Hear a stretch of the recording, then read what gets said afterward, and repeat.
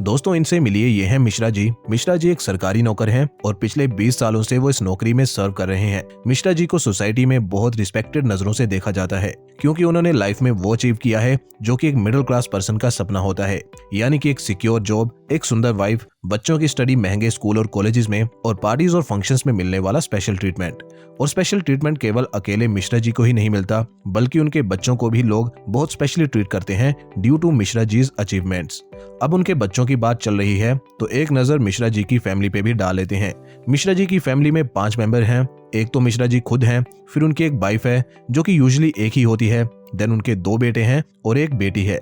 बेटी जो है वो दोनों बेटों से बड़ी है, उसकी उम्र 25 साल है और मिश्रा जी उसके लिए एक अच्छे रिश्ते की भी तलाश में है। देन उनका बड़ा बेटा है जो कि 23 साल का है और छोटा बेटा 20 साल का है। बड़ा बेटा मास्टर्स करने के बाद अब एक अच्छी हाई पेइंग जॉब की तलाश में है, जबकि छोटा बेटा अभी बैचलर्स की स्टडी कर रहा है।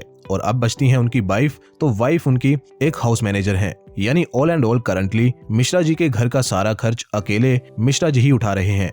आई होप अभी तक आप मिश्रा जी की फैमिली इकोनॉमिक्स समझ गए होंगे। अब आइए मैं आपको एक दूसरे कैरेक्टर के साथ मिलवाता हूँ जिनका नाम है बाबू राम जी। बाबू राम जी भी मिश्रा जी की ही उम्र के हैं और उनकी फैमिली में भी 5 मेंबर्स हैं। बाबू राम जी, उनकी पत्नी, उनकी एक बेटी और 2 बेटे। बाबू राम जी अपने शहर के नुक्कड़ पे सब्जी का ठेला लगाते हैं। बाबू राम जी उस क्लास में आते हैं जिसे हमारी सोसाइटी जनरली बहुत ज्यादा इज्जत वाली नजर से नहीं देखती। किसी फैमिली गेट टुगेदर में या किसी त्योहार में भी बाबू राम जी जैसे लोगों को इग्नोर किया जाता है क्योंकि ठेले पे सब्जी बेचने को हमारे यहाँ कोई इतना रिस्पेक्टेड काम नहीं माना जाता। और ये तो आप भी जानते हो कि लोग आपको नहीं, आपके ओहदे को सलाम करते हैं। हाउएवर, मैं स्टोरी को 10 सेकंड के लिए यहाँ पॉज करके आपसे पूछना चाहता हूँ कि बताओ मिश्रा जी या बाबू राम जी दोनों में से किसकी इनकम ज्यादा होगी।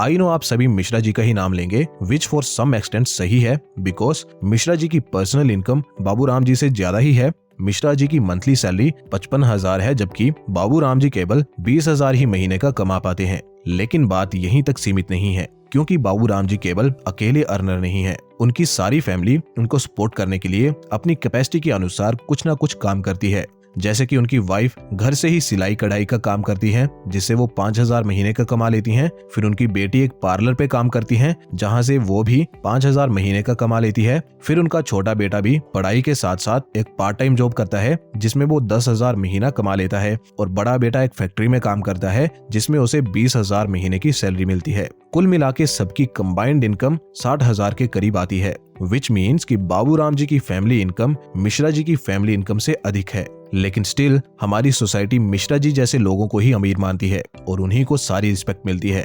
हाउएवर, मिश्रा जी जैसे लोग मिडिल क्लास की श्रेणी में आते हैं और इनकी लाइफ केवल बाहर से ही अच्छी दिखती है।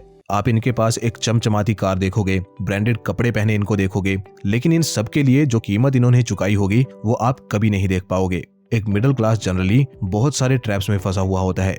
इससे बेहतर तो है कि आप बाबू राम जी जैसी ही लाइफ स्पेंड कर लें। एक मिडिल क्लास चाहे तो with little efforts upper class में भी आ सकता है, बट रिपोर्ट्स कहती हैं कि मिडिल क्लास लोअर क्लास की तरफ सरकता जा रहा है। They are new poor class और उनको मिडिल क्लास से पुअर क्लास बना रही हैं उन्हीं की कुछ आदतें, which I will discuss in this video. Also मैं आपको बताऊंगा कि कैसे आप मिडिल क्लास ट्रैप को ब्रेक करके अपर क्लास में एंटर कर सकते हो। So let's begin. Number 1, middle class think they can handle everything alone. जैसे कि मैंने आपको बताया कि मिश्रा जी एक गवर्नमेंट एम्प्लॉय हैं और 55,000 की सैलरी लेते हैं। सोसाइटी के अकॉर्डिंग उनकी जॉब सिक्योर है और वो एक अच्छी सैलरी भी लेते हैं। तो इसके बावजूद अगर मिश्रा जी अपनी बीवी से या फिर अपनी बेटी से काम करवाएंगे तो आप खुद सोचो कि सोसाइटी उनके बारे में क्या क्या बातें करेगी कि मिश्रा जी तो बहुत कंजूस हैं, इतना पैसा होते हुए भी अपनी बीवी और बेटी से जॉब करवाते हैं, ना जाने इतना पैसा कहाँ लेके जाएंगे। इसलिए ये तो सवाल ही नहीं पैदा होता कि मिश्रा जी अपनी वाइफ या बेटी का सहारा लें अपनी इनकम को इंक्रीज करने के लिए।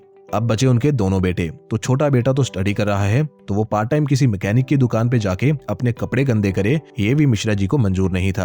और बात करें बड़े बेटे की तो बड़ा बेटा जॉब की तलाश में तो है, लेकिन जब तक उसे भी अच्छी जॉब नहीं मिलती मिश्रा जी ने साफ मना किया हुआ है कि कोई मामूली सी जॉब नहीं करनी है, नहीं तो लोग क्या कहेंगे कि मिश्रा जी का बेटा इतना नाकाबिल है कि 10-15 हजार की जॉब कर रहा है। इसलिए मिश्रा जी अकेले काम करना तो पसंद करते हैं, लेकिन उनको ये गवारा नहीं है कि उनकी शान सोसाइटी में कम हो। और ये है फर्स्ट रीजन मिडिल क्लास की गरीबी का, कि वो खुद ही सब हैंडल करते हैं। फैमिली की सारी इनकम केवल एक ही बंदे पे डिपेंड होती है।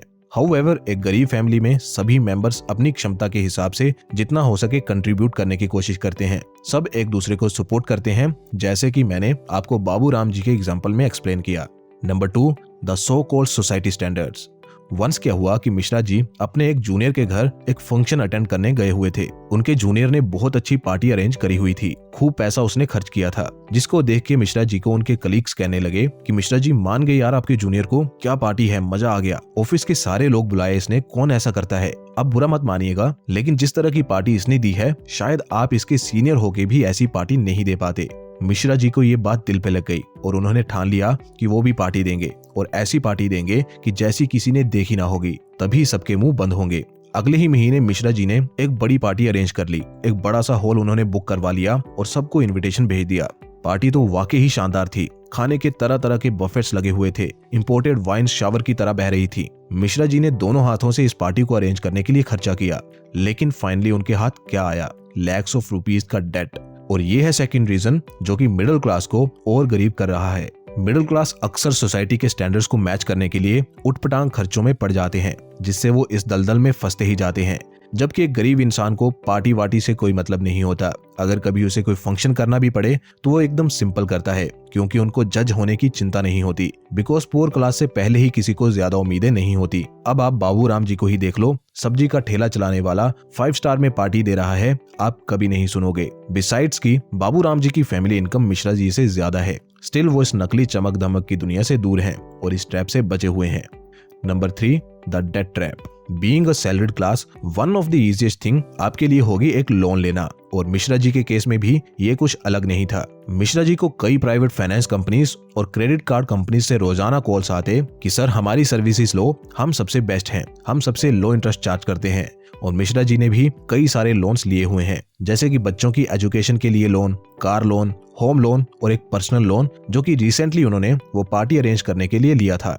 मिश्रा जी का मानना था कि लोन लेना इसलिए अच्छा है क्योंकि इससे आप वो चीजें भी खरीद सकते हो जिन्हें खरीदने के लिए आपके पास कभी इकट्ठे पैसे नहीं होंगे। आप लग्जरीज का आनंद ले सकते हैं बिना अपनी जेब से सारा पैसा खर्च किए। लेकिन हर चीज की एक कीमत होती है, कोई भी लग्जरी किसी सैक्रिफाइस के बिना नहीं मिलती, और मिश्रा जी के केस में ये सैक्रिफाइस था पीस का सैक्रिफाइस। लग्जरीज इकट्ठा करने के चक्कर में उन्होंने अपनी लाइफ की पीस को सैक्रिफाइस कर दिया, अपनी मेंटल हेल्थ से कॉम्प्रोमाइज कर लिया, बिकॉज उनको अब अपने इस लग्जूरियस लाइफस्टाइल को मेंटेन करने के लिए एक्स्ट्रा आवर्स काम करना पड़ता है। वो कोई लीव भी नहीं लेते क्योंकि उनको डर है अगर उनकी सैलरी कट हुई तो उनकी किसी लोन की ईएमआई डिफॉल्ट ना हो जाए। एंड ये है नंबर 3 का ट्रैप जो कि मिडिल क्लास को लोअर मिडिल क्लास की तरफ ले जा रहा है। Number 4, formal education is the only way to succeed. #The education trap. Mishra ji school और कॉलेज में एक होनहार स्टूडेंट रहे हैं। उन्होंने हमेशा अच्छा स्कोर किया है और उनका यही मानना रहा है कि अच्छी फॉर्मल एजुकेशन ही इकलौता तरीका है सक्सेस का। इसीलिए उन्होंने अपने बच्चों को भी महंगे स्कूल और कॉलेजेस में एडमिशन दिलाई है ताकि उनके बच्चे कोई अच्छी नौकरी करें, और इसके लिए मिश्रा जी ने काफी डेट भी लिया है। हाउएवर मिश्रा जी और उनके जैसे बाकी मिडिल क्लास लोग ये नहीं समझते कि जिस एजुकेशन को 12 साल स्टडी करने के बाद भी आप 12,000 की नौकरी नहीं ले पाते, उस एजुकेशन का आखिर क्या फायदा। एजुकेशन तो ऐसी होनी चाहिए जो आपको अपस्किल करने में मदद करे। किताबों को रटकर आखिर क्या फायदा। आजकल काफी सारी बड़ी कंपनीज भी स्किल्स के बेसिस पे ही एम्प्लॉयज को हायर करने लगी हैं। हाउएवर मिश्रा जी के बड़े बेटे ने तो एक महंगे कॉलेज से मास्टर किया था जो कि अब उसके गले की हड्डी बन रही थी, बिकॉज कोई स्मॉल फर्म उसे ये कह के रिजेक्ट कर देती कि तुमने जिस लेवल की डिग्री की है हम तुम्हें उस लेवल की सैलरी नहीं दे पाएंगे, और बड़ी कंपनीज उसे स्किल्स की कमी के कारण जॉब नहीं दे रही थी। और कोई ऐरी गैरी जॉब मिश्रा जी का बेटा इसलिए भी नहीं कर रहा था बिकॉज ऐसा करना उसकी डिग्री की तौहीन होती, और जितना पैसा उसने डिग्री करने में लगाया था उतना कमाने में भी उसे सालों लग जाते। इन सब रीजंस के कारण मिश्रा जी का बेटा कई सालों से बेरोजगार ही बैठा है। इससे अच्छा तो सब्जी की रेडी चलाने वाले बाबू राम जी का बेटा ही है, जिसने गवर्नमेंट कॉलेज से ग्रेजुएशन की है और ग्रेजुएशन करने के तुरंत बाद ही कमाने लग गया है। चाहे वो उतना ज्यादा नहीं कमाता, बट एटलीस्ट वो अपने पापा को सपोर्ट तो कर ही पाता है। यानी कि बेसलाइन ये है कि हमारा एजुकेशन सिस्टम हमें कमाना नहीं सिखाता बल्कि मिडिल क्लास ट्रैप में फंसाता है।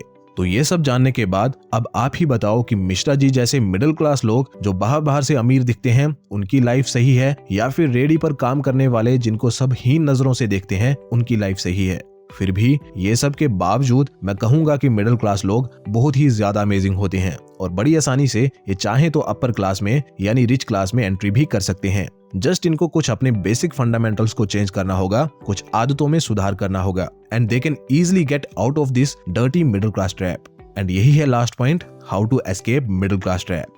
6 लाख से 18 लाख के बीच सालाना जिनकी हाउस होल्ड अर्निंग होती है उनको मिडिल क्लास कहा जाता है। अब लोअर एंड पे 6 लाख की ही बात करी जाए तो ये इनकम भी कुछ कम नहीं है। अगर आप एक गुड मनी मैनेजर हो तो आप इस इनकम से भी वेल्थ बना सकते हो और मिडिल क्लास से रिच क्लास में आ सकते हो। रॉबर्ट कियोसाकी के मुताबिक 4 तरह की इनकम्स होती हैं। नंबर 1 जो आप नौकरी के माध्यम से कमाते हो यानी एम्प्लॉयमेंट, फिर नंबर 2 जो आप किसी छोटी दुकान या क्लिनिक से कमाते हो यानी सेल्फ एम्प्लॉयमेंट, और नंबर 3 जो आप एक बड़ा बिजनेस बना के अर्न करते हो, और नंबर 4 पे होती है इन्वेस्टमेंट से बनाई गई वेल्थ। रॉबर्ट कियोसाकी इसे कैश फ्लो क्वाड्रेंट कहते हैं।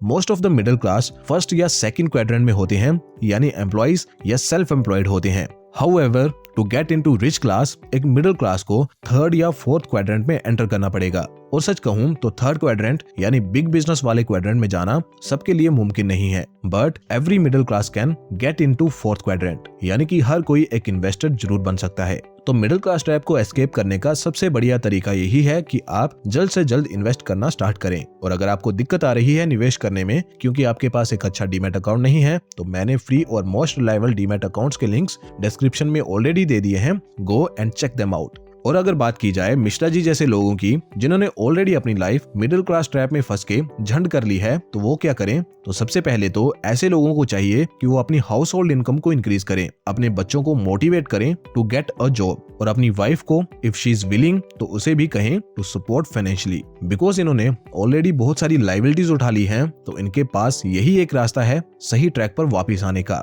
देन वो इन्वेस्ट करना स्टार्ट करें एटलीस्ट अपने एक्सपेंसेस का 50%। मीन्स अगर वो 25,000 खर्च करते आए हैं तो आफ्टर इंक्रीजिंग देयर इनकम वो एटलीस्ट 12,000 मंथली बेसिस पे इन्वेस्ट करना स्टार्ट करें। सिर्फ ऐसा करने से वो अपनी फाइनेंशियल कंडीशन को सुधार पाएंगे। सो दोस्तों आज के लिए बस इतना ही। उम्मीद करता हूँ आपने आज की इस खास वीडियो से कुछ नया सीखा होगा। अगर आपको वीडियो पसंद आई है तो एप्रिसिएशन के तौर पे आप इसे लाइक कर सकते हैं, और अगर पसंद नहीं आई है तो फीडबैक जरूर दें। मिलते हैं किसी और वीडियो में, तब तक के लिए जय हिंद।